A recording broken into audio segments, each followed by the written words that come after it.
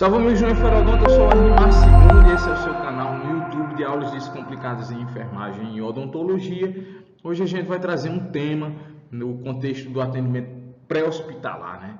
Por assim dizer. Então a gente vai trazer aqui as principais diretrizes para a avaliação inicial do paciente vítima, tanto no contexto clínico quanto no contexto traumático. Esse é o seu canal de aulas descomplicadas em enfermagem e odontologia. Esse assunto é um assunto que tem muito conteúdo, a gente buscou sintetizá-lo, mostrar como é que ele é abordado em provas de concursos públicos, e a nossa principal orientação didática é o protocolo do Ministério da Saúde de suporte básico de vida. Então ele vai trazer lá a orientação do socorrista de como proceder para avaliar um indivíduo, uma vítima no contexto clínico e no contexto traumático. A gente está acostumado a trabalhar muito com o que nós chamamos de atendimento pré-hospitalar norte-americano, né, do suporte de vida cardiológico avançado do contexto americano, que é o famoso PHTLS, está na 9ª edição, e lá ele traz uma diretriz, um mnemônico que já se tornou universal na linguagem do trauma, na assistência pré-hospitalar, que é o famoso ABCDE do trauma, né? Então a gente tem aqui o contexto do A para abertura das vias aéreas e controle da cervical, o B para avaliação da respiração, o C no contexto da avaliação da circulação e do controle de hemorragias, o D que consiste numa rápida avaliação neurológica, especialmente utilizando a escala de coma de Glasgow, e o E que é a exposição e o controle da hipotermia. E uma novidade, né, que é o XABCDE, que é quando você está com um ferimento que a gente chama de exsanguinação, né, que com risco de levar ao choque hipovolêmico. A prioridade inicialmente é controlar essa hemorragia, para aí sim começar a abordagem da vítima, a abertura das vias aéreas, respiração, circulação, avaliação neurológica e, claro, exposição. Então, vamos conhecer um pouquinho sobre esse tema. Se você estiver gostando, eu peço que se inscreva no nosso canal. Conhecer aqui o nosso canal Enferodonto, já tem pouco mais de 48 vídeos, e aí no melhor preparatório para concursos públicos, provas de residência. Dizer também que a gente tem o cursinho preparatório de enfermagem. Esse cursinho é online, de repente você se interessa, procura a gente aqui pelo e-mail que fica aqui na descrição do canal. Também nos últimos slides a gente faz a propaganda do cursinho. Lá também tem um número do WhatsApp que a gente vai te colocar num grupo de estudos, se você tiver interesse, ficar sabendo aí das principais informações sobre concursos públicos e também o compartilhamento de materiais didáticos, né? Então vamos conhecer um pouquinho sobre a avaliação primária do paciente no contexto clínico e no contexto traumático, né? Eu costumo dizer que, gente, a avaliação neurológica ela começa desde o momento da abordagem da vítima, né? Então ali você perceber se a vítima está consciente, está inconsciente, está orientada, está desorientada, mas claro, pela lógica do ABCDE, da abertura das vias aéreas, B, respiração, C, circulação, D, avaliação neurológica, aí de fato você vai direcionar o seu estudo, a sua inspeção, a sua análise para questões específicas da orientação temporoespacial, para abertura ocular, para resposta motora, para a resposta verbal. Se for possível fazer uma avaliação pupilar, avaliar se as pupilas estão midiáticas, se as pupilas estão mióticas, se há isocoria, ou seja, as pupilas são iguais, se há anisocoria, as pupilas são diferentes. E mais importante do que isso, a fotorreação, porque a avaliação neurológica ela está muito mais relacionada à fotorreação dessas pupilas, se elas reagem ao estímulo ocular ou não reagem, e se reagem de forma bilateral ou apenas de um lado pupilar, né? Ou do lado direito ou do lado esquerdo.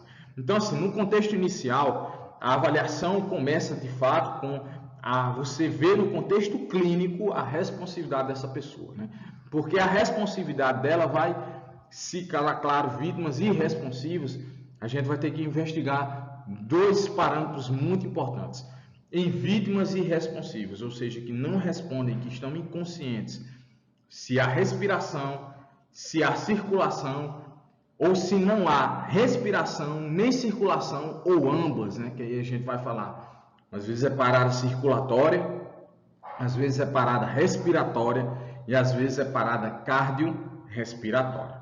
Então esse roteiro vai ser utilizado para todas as pessoas em avaliação do contexto clínico. Daqui a pouco a gente apresenta o contexto traumático, né? Então, gente, primeira coisa, não pode fugir disso não, avaliar a responsividade. Claro, no contexto clínico a gente considera que a cena é segura, que você está numa residência, você está numa via pública sem maiores riscos, é diferente do contexto traumático lá que pode envolver acidente em via automobilística, pode pegar exposição à eletricidade, intempéries no ambiente como chuva, fogo, enfim. A gente quer pensar que você está numa cena segura, mas que existe uma lógica que é a seguinte, ó, não existe 100% de cena segura, né? Então, mas é muito importante você lembrar do seguinte: a avaliação da segurança da cena é imprescindível para a sua segurança, para a segurança da vítima e para a necessidade de acionar outros órgãos, como Defesa Civil,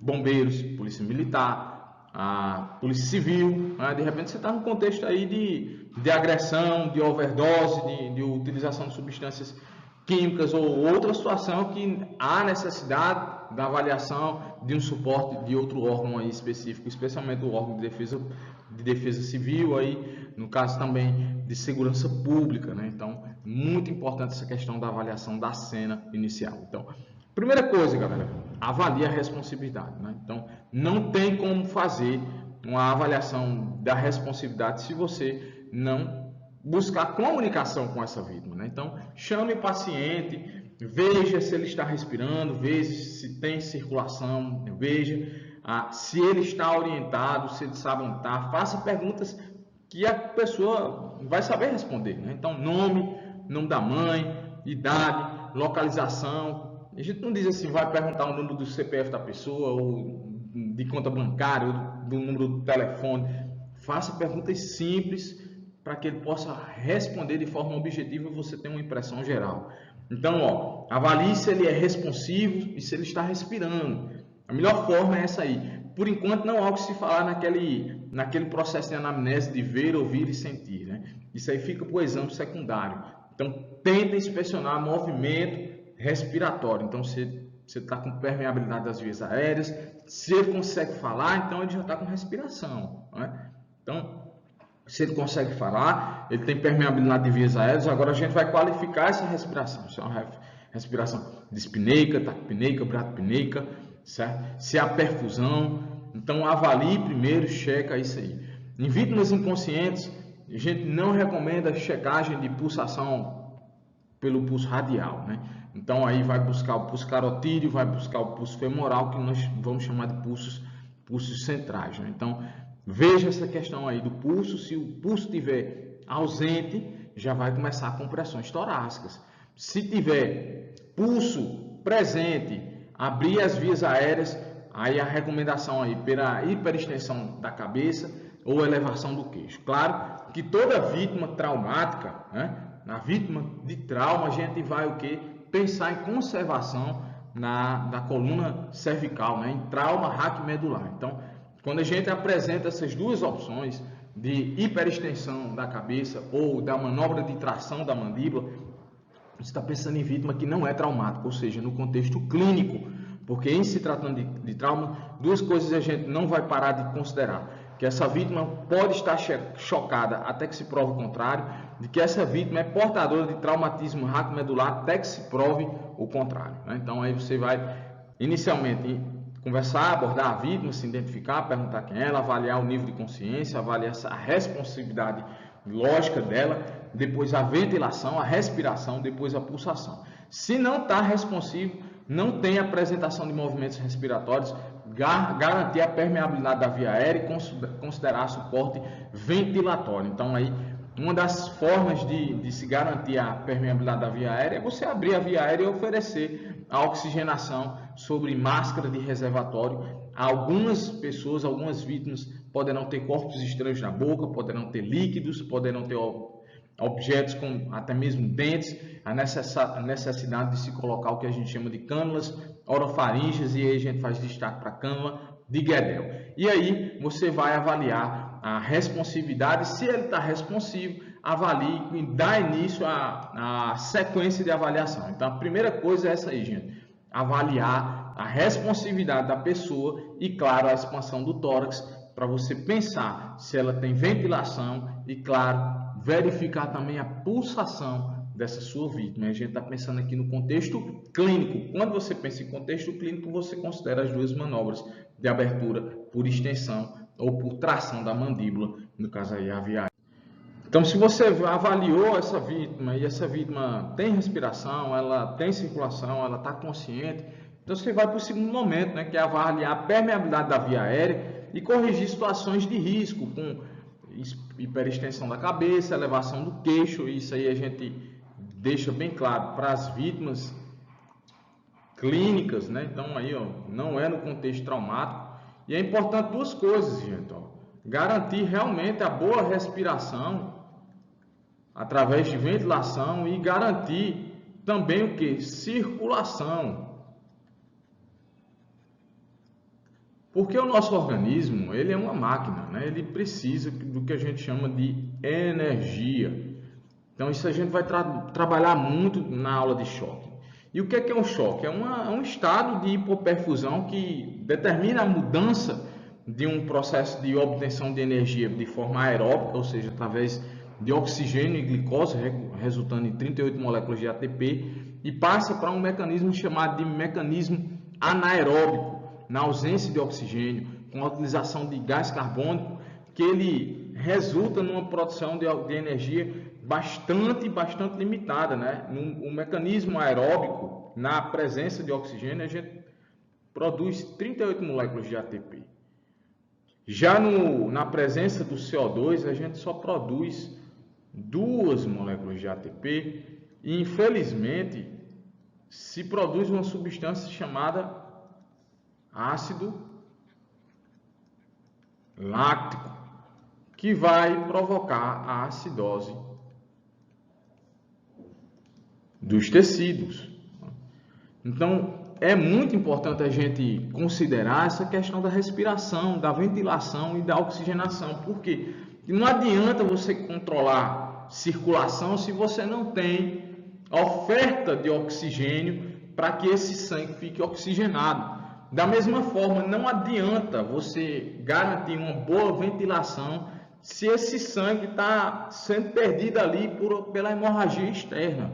Então, esses dois conceitos andam alinhados para garantir uma boa ventilação, ou seja, oxigenação do sangue, e claro, que esse sangue também não seja perdido, que ele se torne o que? Circulante, para que ele possa nutrir, especialmente aí, os tecidos que não suportam hipóxia, como especialmente o tecido neurológico, que após 2, 3 minutos de ausência de oxigênio já tem lesões irreversíveis nesse tecido. Então, depois que você considera a abordagem inicial da vítima, gente, vamos pensar no segundo momento em ventilar, ver como é que está essa questão da respiração dessa pessoa. E se há obstáculo na região oral que impede essa boa ventilação, já é um momento de você pensar no pré-hospitalar, em corrigir isso através de uma aspiração, ver se é um corpo estranho. Então, se for um corpo estranho, será que cabe ali a manobra de desobstrução das vias aéreas através da manobra de Heinrich? Né? Será que é um engasgo, que a gente vai tratar sobre isso também, na famosa OVACE? Né? Então, vamos pensar nisso aí. Em vítimas inconscientes, considera sempre a utilização da cânula orofaringe aí para garantir uma boa permeabilidade e também ajudar na aspiração, aí, se for o caso, se tiver secretivos, né? Um terceiro ponto da avaliação primária no paciente clínico é isso aí, ó. Avaliar a ventilação, né? O padrão ventilatório, se tem simetria torácica, com a frequência respiratória dele, se ele está bradipneico, se ele está eupneico, se ele está taquipneico, e considerar a administração de oxigênio. Quando a gente fala em administração de oxigênio no período pré-hospitalar, a gente vai sempre pensar na oferta com máscara de reservatório,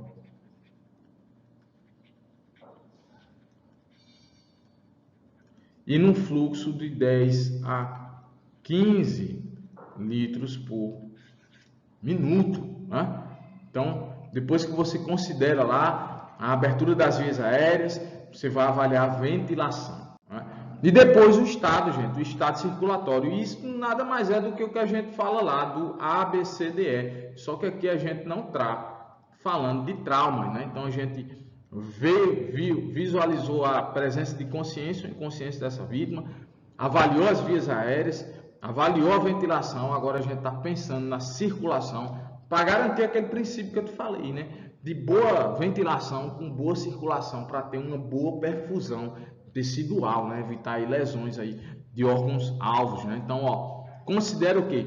Presença de hemorragias externas de natureza não traumática, pulsos periféricos ou centrais, gente, vítimas inconscientes, não basta, ou vítimas com exsanguinação, com hemorragia externa, não é indicado você estar verificando o pulso periférico radial, então considera sempre o central, né? Frequência, ritmo, amplitude, simetria, tempo de enchimento capilar, pele, coloração e temperatura. A gente costuma até falar assim, ó, faça o HPPP, né? H de hemorragia, vê se tem hemorragia, né? P de pulsação, principalmente aí o pulso central, né? O segundo P é pele, observa a pele da pessoa, se está pálida, se está pegajosa, se está sudoreica. E por último, gente, tempo de enchimento capilar, que a gente chama de perfusão, né? Se você não sabe fazer a perfusão aqui, ó, periférica, olhando no leito ungueal, você pode utilizar um oxímetro, né? Então aí perfusão periférica abaixo de 95% já é ruim. Perfusão periférica abaixo de 90% tem que começar já com oxigenoterapia, já é indicativo aí um paciente no quadro clínico muito suspeito aí de choque, né? No quadro clínico. Então, presença aí dessa avaliação circulatória, pulso, perfusão da pele, a coloração da pele, temperatura você poderia verificar aí também, né? Ver se está hipotérmico, isso tudo é indicativo de choques circulatórios, né? E aí a gente tem a avaliação neurológica, né? E essa avaliação neurológica a gente costuma dizer que ela começa desde o começo da avaliação da vítima, né? Então, quando você já aborda a vítima, já vê se ela está consciente, inconsciente, e durante a avaliação dos outros sistemas, abertura das vias aéreas, verificar a ventilação, verificar a circulação, também você está avaliando continuamente a resposta dessa pessoa neurologicamente. Mas claro que didaticamente a gente fala da escala de coma de Glasgow, né? Então essa escala ela é baseada em 3 parâmetros, né? A abertura ocular,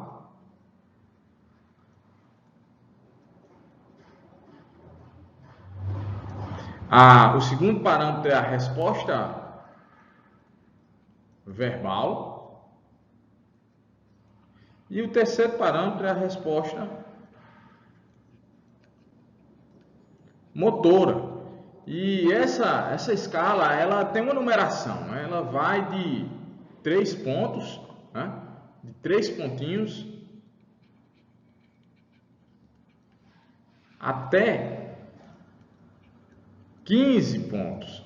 Então assim, se a pessoa não responde, se não abre os olhos e não tem resposta ao estímulo doloroso, não é 0, é 1 ponto para a ausência dessas respostas, né? A escala ela é importante porque ela faz uma avaliação muito prática, né? Vítimas que estão lá com, vamos dizer aqui, de 13 a 15 pontos, elas apresentam um bom prognóstico. Não é uma lesão grave, né? Ela está com abertura ocular, ela provavelmente responde, ela provavelmente tem movimentos motores, responde pelo menos a estímulos dolorosos, mas num outro contexto a gente pode ter aqui de 9 a 12 pontos, já é uma vítima com lesão neurológica moderada, né? Então é um paciente instável, aí é um paciente com risco de depressão aí neurológica, que pode ser necessário até fazer uma intervenção para garantir permeabilidade da vida aérea, que a gente chama de intubação, né? Já o score com pontos menores do que 8 já é um mau prognóstico, né? Então são vítimas neurológicas graves, né? Então aí vai considerar a intervenção avançada a esse paciente. Então a escala de coma de Glasgow, ela é muito importante para isso. Além disso, você vai também utilizar a escala de coma com a avaliação pupilar, né? De repente você não consegue fazer a avaliação pupilar, mas se for possível fazer a avaliação pupilar, você vai ver a fotorreação dessas pupilas, né? Então, ó, na avaliação pupilar, você desconta menos 2 pontos se as pupilas não reagirem. Então, se a vítima lá está com Glasgow 15, mas está com pupilas irresponsivas ao estímulo luminoso, então o score cai, né, de 15 para 13, né? Menos 2 pontos. Se você tem uma pupila que responde ao estímulo luminoso e outra que não responde, esse ponto é menos 1 ponto. Então, ó, já é uma lesão neurológica, mas já não é mais tão grave, né? Pode ser só de um lado do cérebro, né? Agora, se as pupilas estão fotorreagentes, aí não há o que a gente considerar em descontar pontos da escala de coma de Glasgow, né?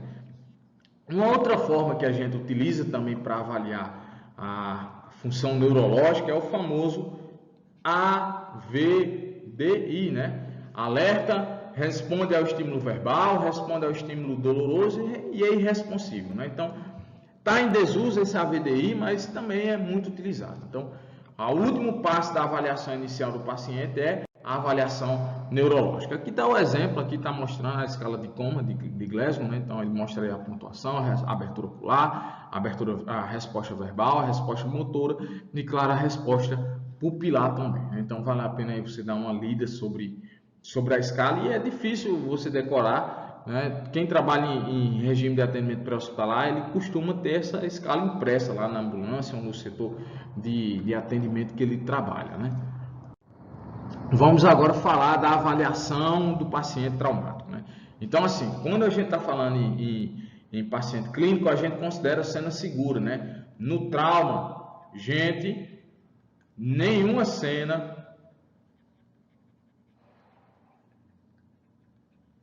é 100% segura, né?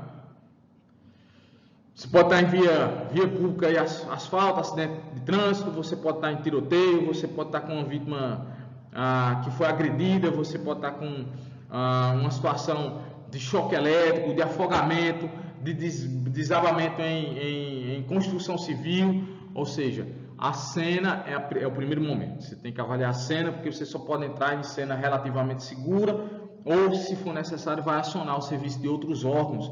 E aí a gente destaca a polícia, Serviço de Segurança Pública, Defesa Civil, bombeiros, não só para garantir a segurança da equipe, mas também garantir a segurança do próprio paciente. Então, no contexto do trauma, a gente vai pensar primeiramente na avaliação da cena, né?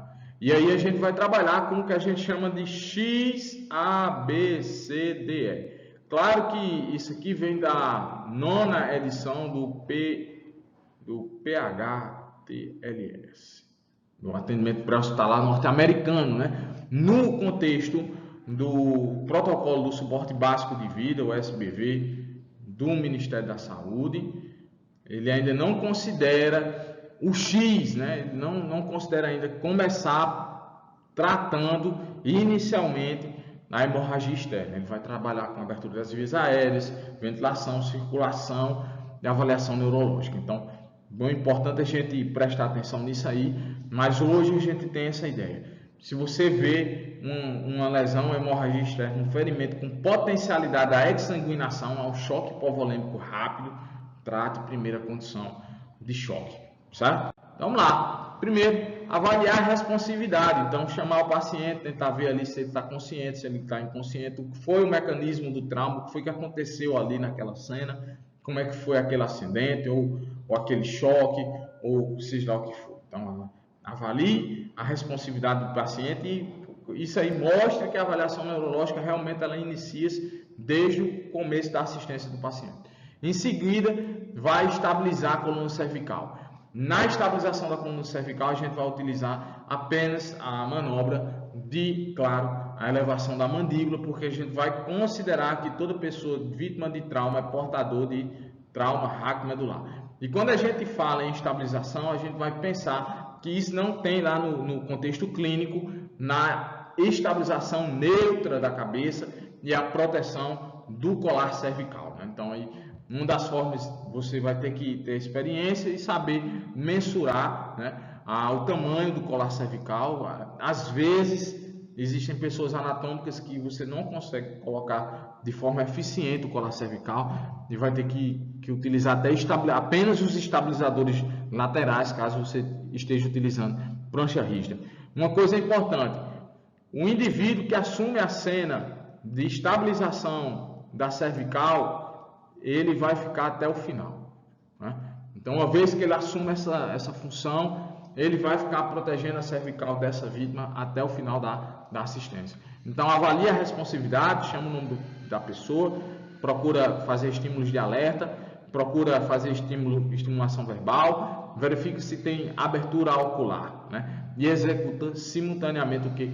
Já a estabilização neutra da cabeça aí e, claro, a colocação do dispositivo do colar cervical para posteriormente realizar justamente a abertura das vias aéreas e o procedimento de ventilação.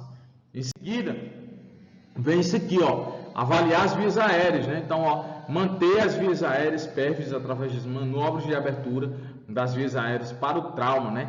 E, se for o caso, retirar secreções, corpos estranhos, ou seja, fazer aspiração. Às vezes está com sangue, está com saliva, está com outro conteúdo na cavidade oral, então às vezes é necessário fazer essa aspiração. Segundo, essa aspiração é feita na cena. Se você conseguir fazer, né, tiver perícia e material para isso, mas geralmente se faz essa aspiração na ambulância, né, durante o transporte, tá certo?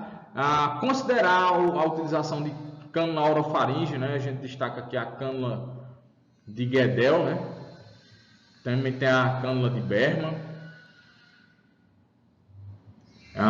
principalmente para vítimas inconscientes ou que tem secreções na cavidade oral, né? Iniciar a oxigenoterapia aí, ó, com máscara facial com reservatório. Às vezes a gente vai utilizar o dispositivo bolsa, máscara, ventilador, o famoso AMBU, né? Ofertar aí oxigênio, pelo menos na concentração de 10 a 15 litros por minuto e, claro, perfusão, né? Aí a saturação menor que 94%, né? E estabilizar manualmente a cabeça com alinhamento neutro, gente, da coluna cervical, justamente para prevenir o que a gente chama de trauma raque medular, né? E aí, ó, colocar o colar cervical assim que possível, né? Então, a gente mostra aqui o alinhamento neutro da cabeça, né? Então, aí formando um ângulo de 90 graus. Os principais dispositivos de cânula orofaringe, essa é a famosa cânula de Guedel, né? E aqui a oxigenoterapia, né? A oferta de máscara de reservatório com concentração bem maior de oxigênio, porque vítimas traumáticas a gente vai pensar que elas são portadoras de trauma raquimedular, mas choque, né?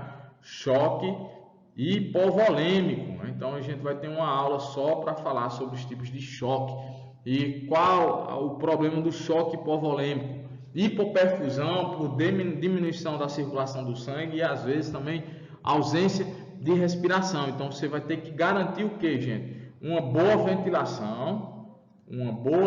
ventilação para ter o que, ó? Oxigênio, mais uma boa circulação, ou seja, sangue circulando para levar quem? Esse oxigênio aos tecidos nobres do corpo, especialmente aí tecidos neurológicos que não suportam o que a gente chama de hipóxia. É isso? Então, para frente.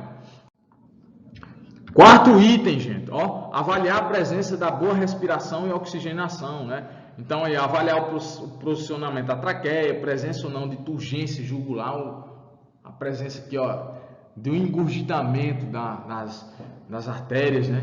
Está muito presente no choque cardiogênico, né? Expor o tórax da vítima e avaliar a simetria e expansibilidade torácica, se possível, auscultar ali aquele tórax, identificar condições como pneumotórax, hemotórax, através de sons hiperfonéticos ou hipofonéticos, né? Sons maciços, ou sons timpânicos, diferente do som, claro, pulmonar ou murmúrio vesicular, né?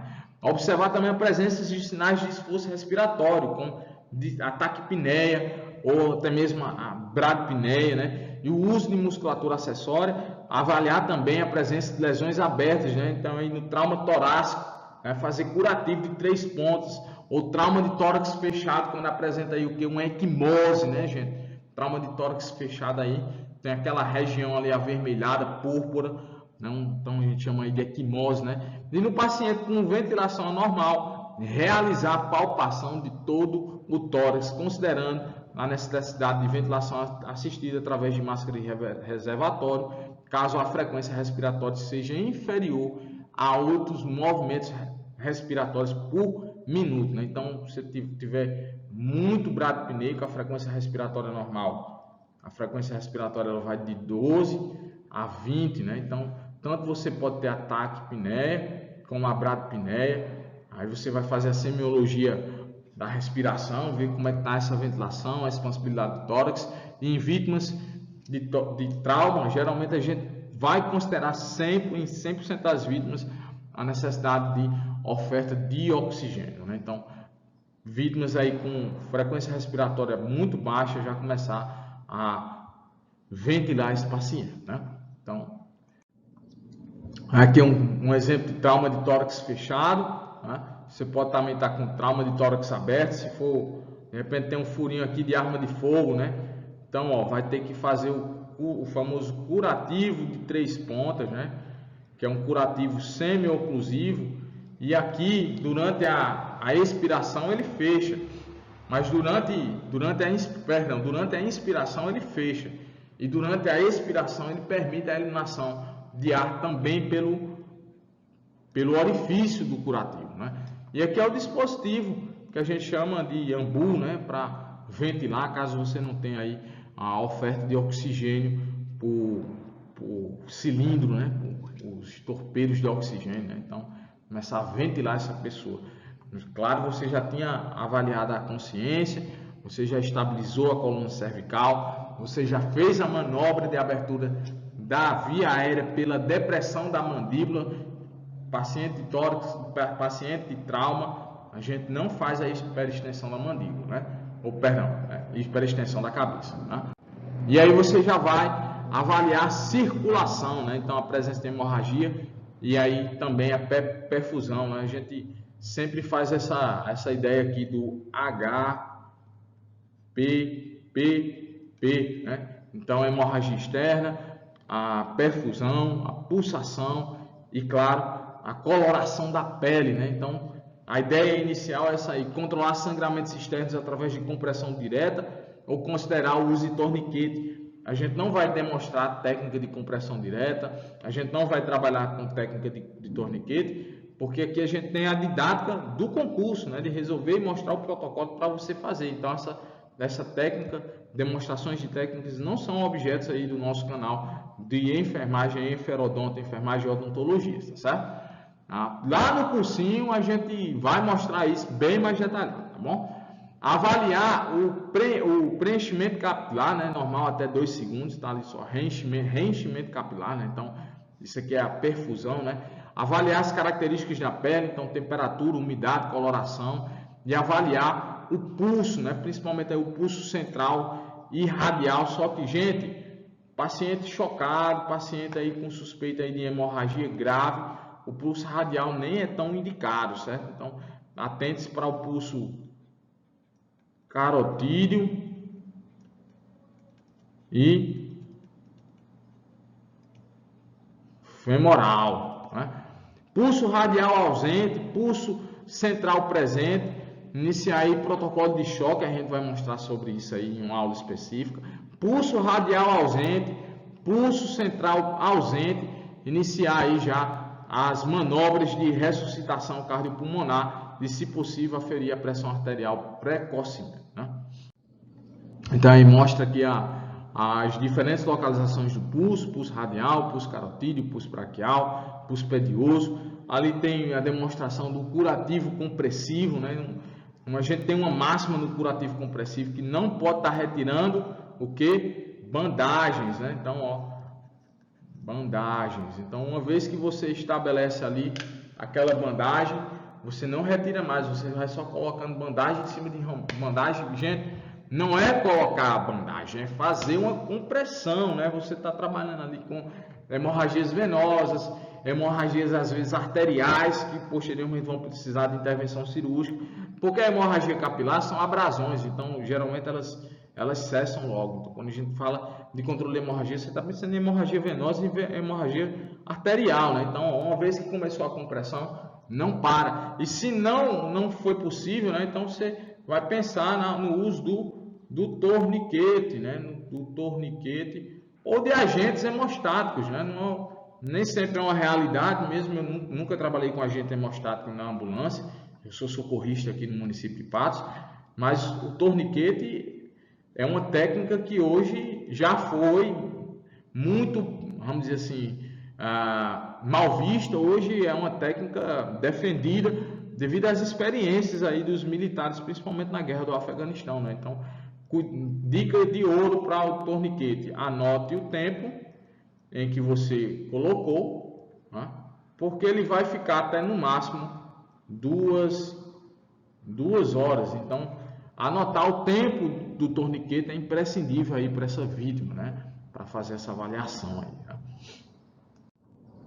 E por último, avaliar o estado neurológico, né? Aplicar, a gente já tinha falado sobre isso, o alerta, a resposta verbal, a resposta dolorosa ou irresponsividade, é o famoso AVDI, ou a escala de coma de Glasgow, com a avaliação das pupilas, né?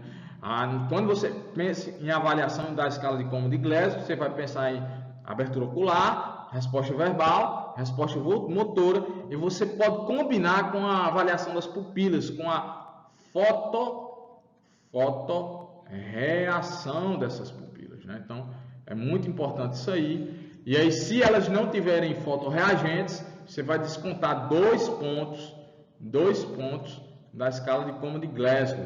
Se tiver só um lado fotorreagente, você desconta 1 ponto.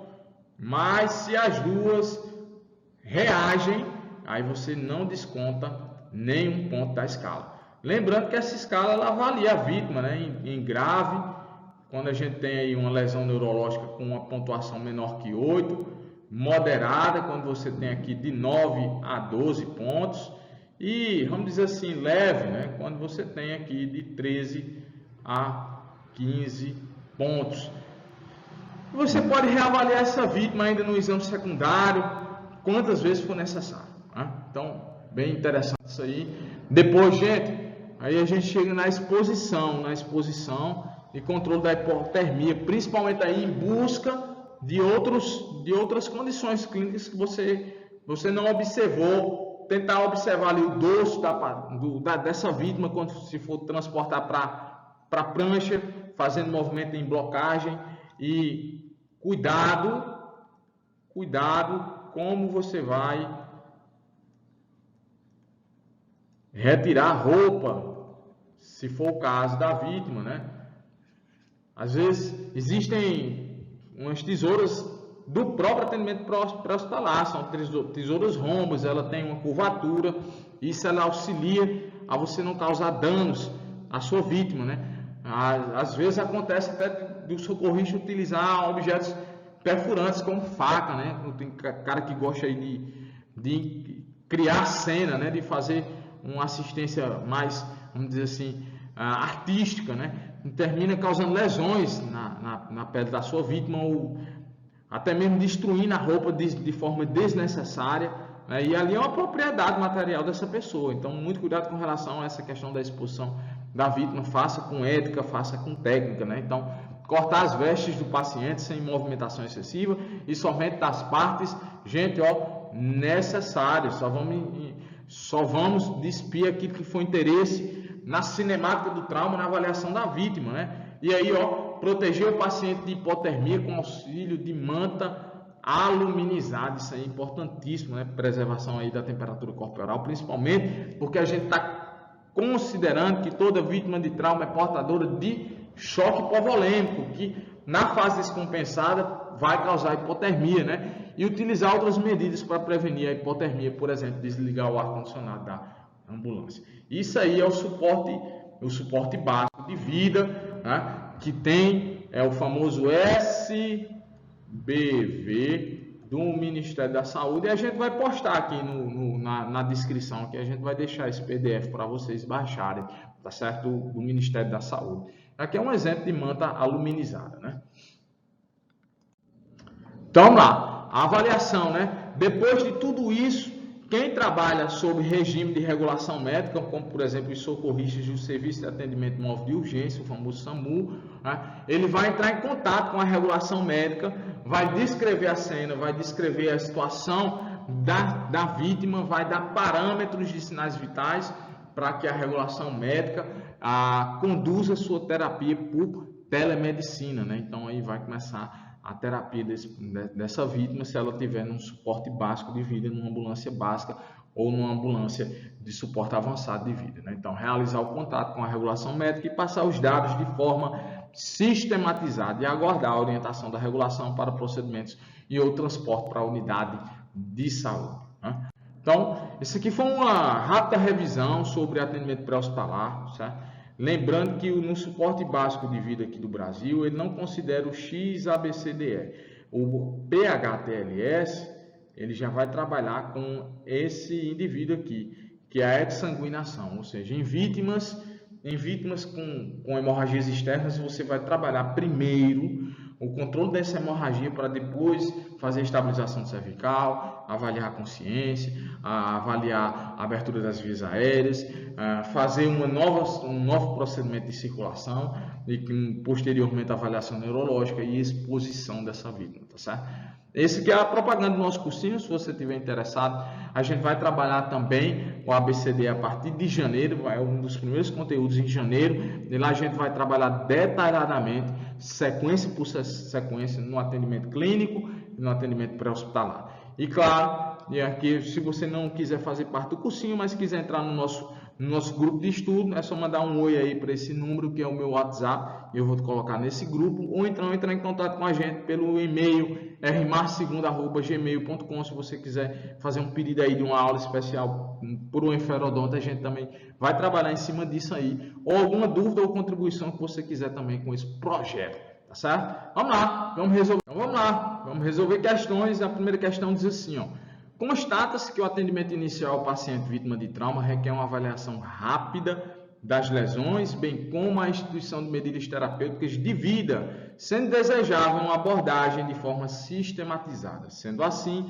de acordo com a TLS 2017, assinale a alternativa correta que apresenta o ABCDE da avaliação primária, né? Então, o famoso ABCDE, né? Então, a questão trata do ABCDE do trauma, que hoje a gente tem até o mnemônico XABCDE, né? Então, vamos ver lá como é que ela nos mostra. Letra A: manutenção das vias aéreas com proteção da coluna cervical. Isso está certo, né?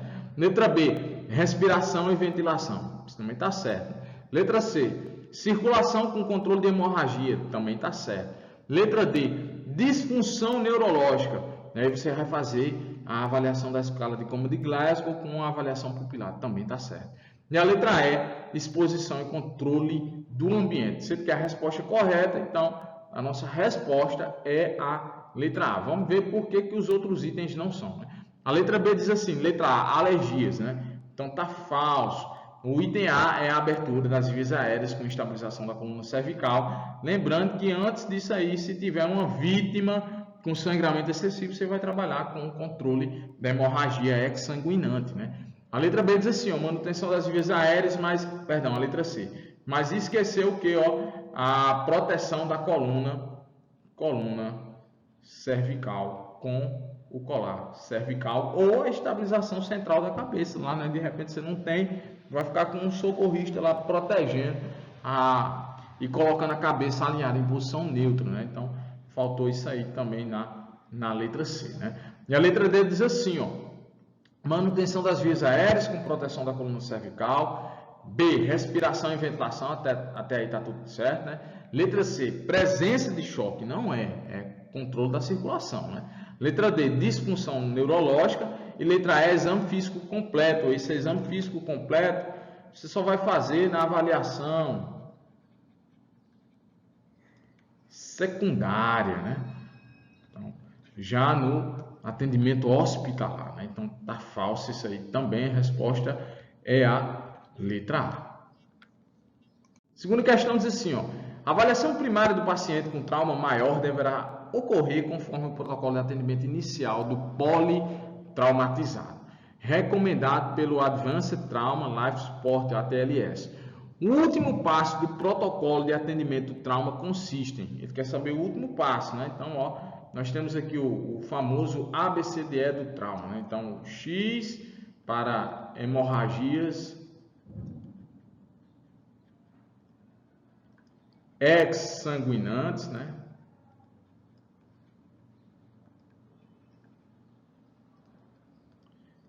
O A de abertura das vias aéreas, mais controle da cervical. O B, a gente vai trabalhar respiração. O C, a gente vai trabalhar circulação. O D é a avaliação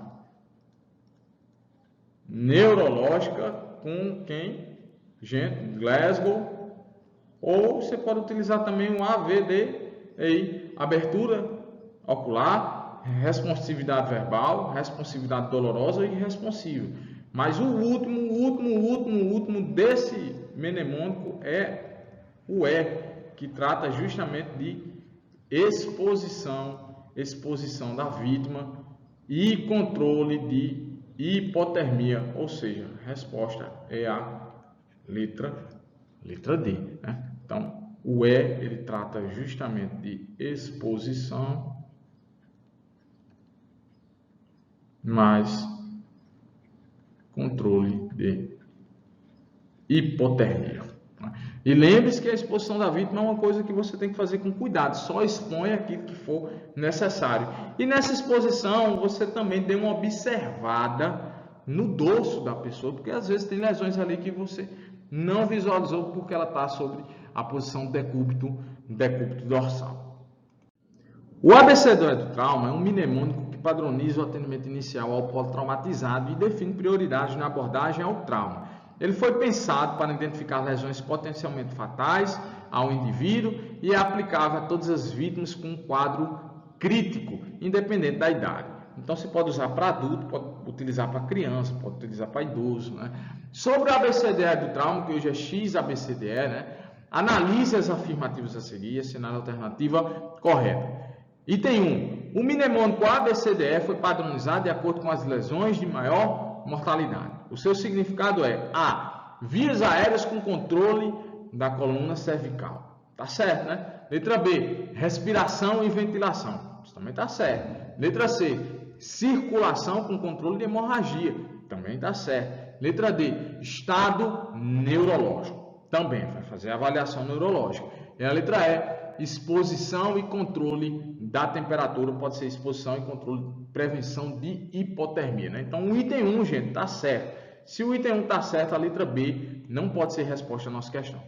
O item 2 diz assim, ó, o ABCDE do trauma é aplicado no exame primário do atendimento inicial ao politraumatizado e é utilizado para detectar lesões de risco iminente de morte.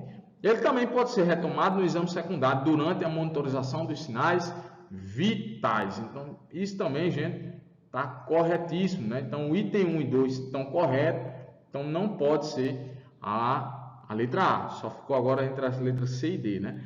O item 3 diz assim, no E, exposição e controle de temperatura, deve-se analisar sinais de trauma, sangramento, manchas na pele, despindo a vítima para detectar ou excluir novas lesões. Também deve-se medir a temperatura da vítima, deve haver o controle do ambiente para prevenção de hipotermia. Então, gente, todos os itens estão corretos, né? Então, só pode ser a resposta a letra D. Ele descreveu basicamente aí no item 3 o que você vai fazer na exposição do paciente no controle da hipotermia ou prevenção da hipotermia, né? Quarta questão, diz assim, entende-se por linha de cuidado ao trauma o processo integrado de atenção à paciente vítima de trauma que articula os pontos de atenção na rede de atenção às urgências e emergências com vistas à prevenção dos agravos, garantia de padrões adequados de acessibilidade dos recursos tecnológicos, a gravidade dos casos e a continuidade do cuidado. Ele falou ali da linha de cuidado na rede de urgência e emergência, né? No trauma, há uma série de precauções criadas para proteger a integridade de um paciente em situação de risco, por proporcionar rapidez e segurança no atendimento das vítimas.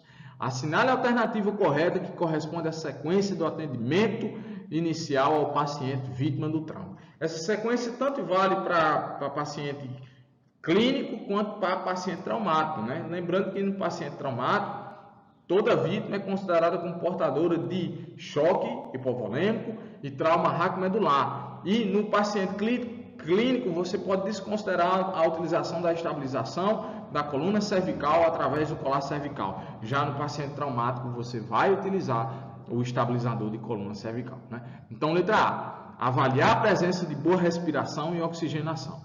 Garantir a segurança do local. Gente, no ambiente de trauma, a primeira prioridade é avaliar justamente a cena segura. Não existe cena 100% segura, mas você tem que avaliar a cena. Então, nesse caso, a letra A já não responde a nossa questão, né? Letra B diz assim, ó, garantir a segurança no local, tá certo. Depois, avaliar as vias aéreas, avaliar a presença de boa ventilação, respiração e oxigenação e avaliar a responsividade de chamar o paciente, estabilizando simultaneamente a coluna cervical. Depois, avaliar circulação, presença de hemorragia, avaliar a perfusão e avaliar o estado neurológico. Gente, ele pulou a etapa, né? Na letra B, ele começou bem, mas aí ele fez a respiração antes de avaliar a consciência do paciente, se apresentar e estabilizar o quê? A coluna e fazer a abertura das vias aéreas, né? A letra C diz assim, ó, garantir a segurança do local. Beleza. Depois, avaliar a responsividade, chamar o paciente, olha lá, estabilizando simultaneamente a coluna cervical. Avaliar as vias aéreas, avaliar a presença de boa respiração e oxigenação, avaliar a circulação, presença de hemorragia e avaliação da perfusão. Depois, avaliar o estado neurológico e expor o paciente com prevenção e controle de hipotermia. Gente, parece que é a nossa resposta à questão, né? Não estou vendo outra resposta mais completa do que até agora do que a da letra C. Vamos ver o que é que diz a letra D, né? Avaliar a presença da boa respiração e depois é que você vai avaliar e garantir a segurança do local. Então tá falso, né? Então a letra D também tá falso. A nossa resposta de fato é a letra C aí, que satisfaz o mnemônico ABCDE. Lembrando que hoje a gente tem o X, A, B, C, D, E. Esse X é exsanguinação. Vai trabalhar primeiro os ferimentos aí que comportam risco para levar um choque hipovolêmico. E a quinta questão diz assim, ó, referente à assistência ao trauma e preconizações do PHTLS, assinala a alternativa errada, né? Então, letra A. A primeira prioridade para todos os envolvidos em incidentes de trauma é a avaliação da cena. Está correto, né, gente? Está correto, a primeira coisa que você vai fazer. O item 2 diz assim, ó, o exame primário é composto somente por 4 etapas. São elas, atendimento das vias aéreas, controle da cervical, respiração e circulação. Está faltando o que aqui, gente? Ó, a avaliação neurológica,